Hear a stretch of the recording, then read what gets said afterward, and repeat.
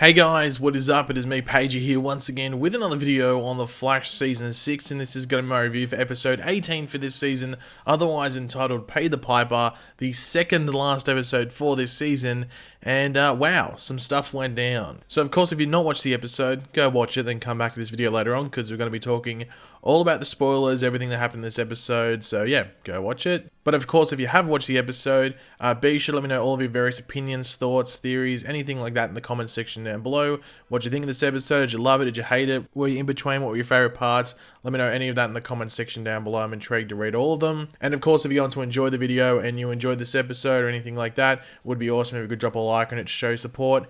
And yeah, I guess congratulations to the episode, or whatever you want to call it. But obviously last episode was the big liberation episode, which saw obviously Eva escape from the mirror world, but of course also the conclusion to the Mirror Iris arc, if you want to call it. The real Iris is still in the mirror world, so she's still stuck in there, so you're waiting a bit there. But we saw that come to a conclusion, and well, Barry and Team Flash now know who they're up against. But we do start straight away with Joe. I wasn't expecting to see Joe in this episode, but he's there. He's in witness protection, and he's sort of like reliving his final moments with his family, like through his head. He's just sitting there. It must be pretty boring. I mean, turn the TV on, Joe. Maybe the Flash is on. Watch that.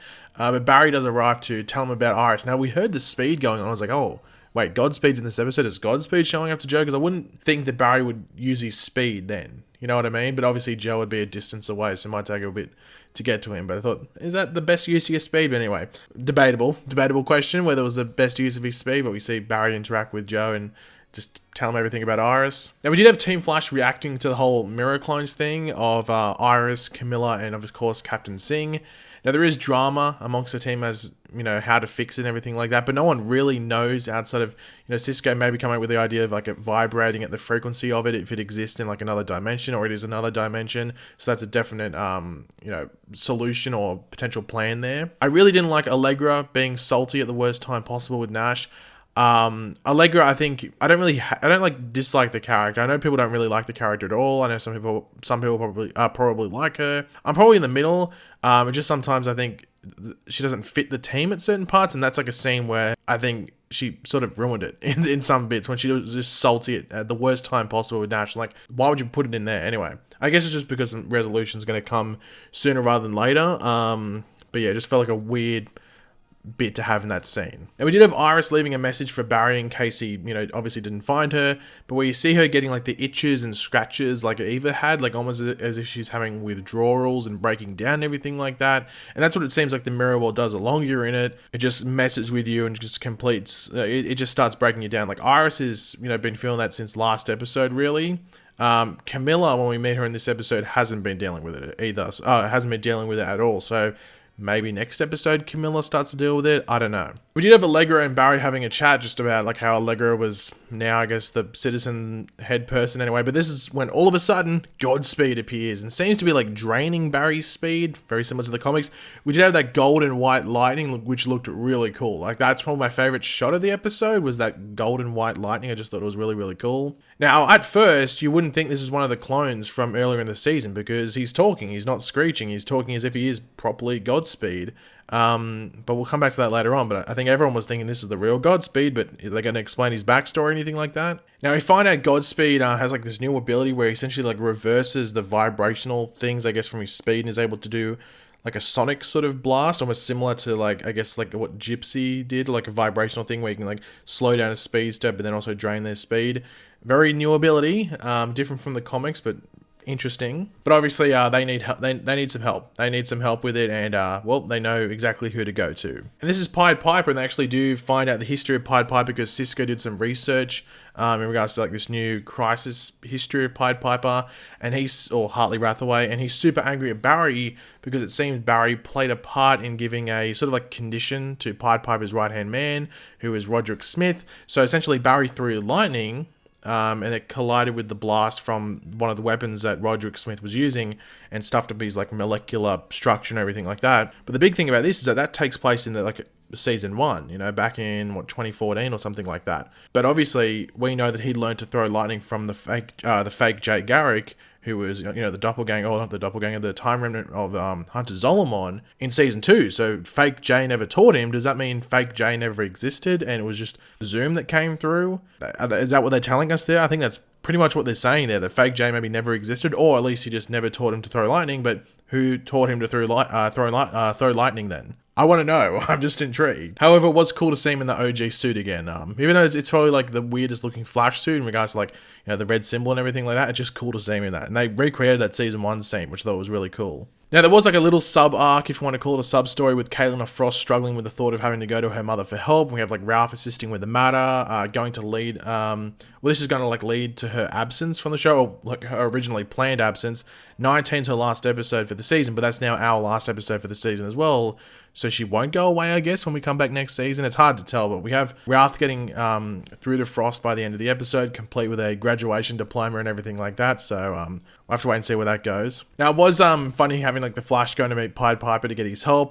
This is obviously, like he offers like, oh, if you come help us, we'll help Roderick out and everything like that. And it was just funny having like Hartley being cocky with his intelligence, and it even follows in when we have like Hartley and Cisco reuniting, which was very funny. Like the tension was very real, and we have like Cisco sort of making a device that sort of like replicates his vibe abilities and everything like that. But just having, I think Hartley and Cisco, just that banter, if you want to call it, but almost like salty banter between the two was just funny. Now, we did have Iris finding Camilla in the mirror version of Star Labs. Iris did a bad job convincing Camilla she was actually Iris at first. Like, a terrible job, honestly, until the Chewbacca shirt reference came up. Now, Camilla actually has Cicada's dagger, as well as the piece of the Starlab satellite, I think it was, so everything that's been taken into the Mirrorverse through the mirror gun. But Iris starts to freak out though, but Camilla's able to get Iris back in line mentally, and this is what I was saying before about like being in the mirror world, sort of breaks you and stuff like that the longer you're in there. But now they are on the hunt for Captain Singh in the mirror world, so I think we can all assume they're going to meet him next episode. But obviously, as I said in previous videos, Captain Singh's still the only mirror clone left in the real world, so there could be an issue with Singh in regards to that. Now, we did have Roderick in this like chamber trying to slow down his molecules. Obviously, they go through this whole process. It doesn't work. Hartley's not very happy. But all of a sudden, Godspeed shows up. He's just showing up all of a sudden. But I guess that's what happens when you have speed. You can just speed into a room.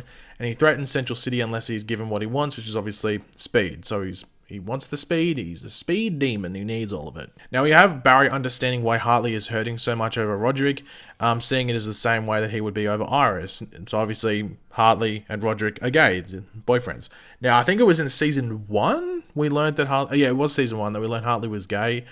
His parents kicked him out because of it, and I think that happened like just before he went to Star Labs. I think. I'm just going off the top of my head. I know it happened in season 1. I know these parents kicked him out. I'm just trying to remember if it was just before he went to Star Labs. But Hartley feels he is to blame as he put him in the line of fire just as much as Barry is in regards to like throwing the lightning and everything like that. So Hartley was sort of like shifting blame almost because he felt so responsible. Now, there was also a scene where we have like Cisco regretting taking his powers away and like Cecilia giving him a pep talk. And I must say, Cecilia is a better character since being given like a stronger relationship with members of Team Flash. But she is pretty much just like the team's therapist a lot of the time. Like she's a lawyer. Like you don't really see her doing any of that like a meta lawyer. Outside like a couple of episodes this season, that's all she's done. So she's more of like a therapist, but she is sort of filling in that Joe role. Whenever Joe's not on the show, she pretty much just plays female Joe. That's basically what she did this episode. Now we have actually Godspeed going into Iron Heights and taking the speed of all the clones that came before him, which were 4 of them, kills them, takes their speed. Now he's even more powerful.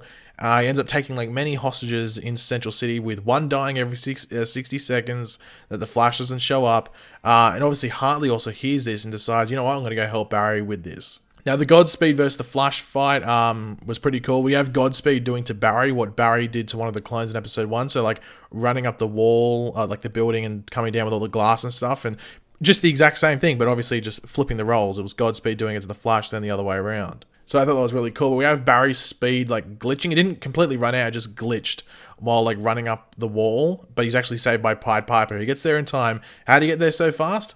Well, I guess he can fly now, so yeah. But the two work together. They do the same to Godspeed as to what happened to Roderick, sort of like combining the Sonic from the gauntlets and then the lightning and, you know, crossing streams, the Ghostbusters reference. I think Cisco and Nash say it, and it smashes with Godspeed and he pretty much, you know, loses it. Now, Godspeed starts bleeding, and it's sort of like a lightning blue color of sorts, and it is actually charged sound, which is a solution to the Roderick issue, so that sort of ties up that. Now, along with this, we find out it wasn't the real Godspeed. There's a lot happening. We just find out it isn't the real Godspeed in this episode due to Barry questioning him at Iron Heights. He wants infinite velocity, that's all he's really saying, and then he breaks down. It basically becomes the same as the other clones, like screeching and everything like that. So who's this all for? Well, we'll have to wait and find out. Now, we had Barry talking to Team Flash about how, like, so much has been lost this year, you know, raising the spirits to go against Eva and to get back some of what they have lost, so like Iris and Camilla and stuff, and even Sing, I guess. And then this is when Cisco comes up with the idea to get access to the mirror world, or that he's been working on it, and it's a contraption where the final piece is in Atlantis, so I guess that means he's not in next episode, so Cisco might not be in the finale. That'd be weird, but we'll have to wait and see. And the final scene of the episode is actually Eva in like a McCulloch Technologies coffin of sorts, like a rejuvenation chamber. We might find out what it is next episode. I don't know if it said it on screen in the episode. If it did, let me know.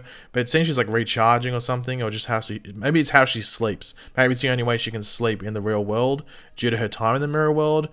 So maybe it keeps her in line, or keeps her sanity in check, something like that.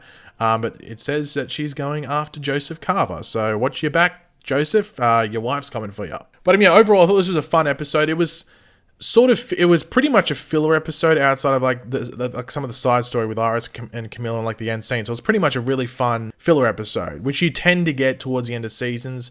Like this would normally be a 22 episode season. You usually do get one of these filler episodes in like anywhere from like 18, 19 or 20. And it originally would have been 18. So this is that filler episode you usually get in one of those final 5 to 6 episodes. So that's what we got this week. But it was fun. Got the return of Godspeed. It sort of deepened the Godspeed mystery in regards to like what's going on there. Is it connected to Blackhole? Is it the real Godspeed doing all this? I have to wait and find out. Who knows what's going on there. But yeah, I thought it was a decent episode. Maybe might not have met the expectations of everyone, but I enjoyed watching it. Had some really cool moments. But yeah, guys, thanks for watching. Hopefully you enjoyed the video. If you did, it'd be awesome if you could drop a like on it to show your support. Let me know in the comment section down below what you thought of this episode. Did you love it? Did you hate it? What were your favorite parts? Let me know all that in the comment section down below. And of course, if you are new to the channel, make sure to subscribe. And yeah, I'll catch you guys later. Goodbye.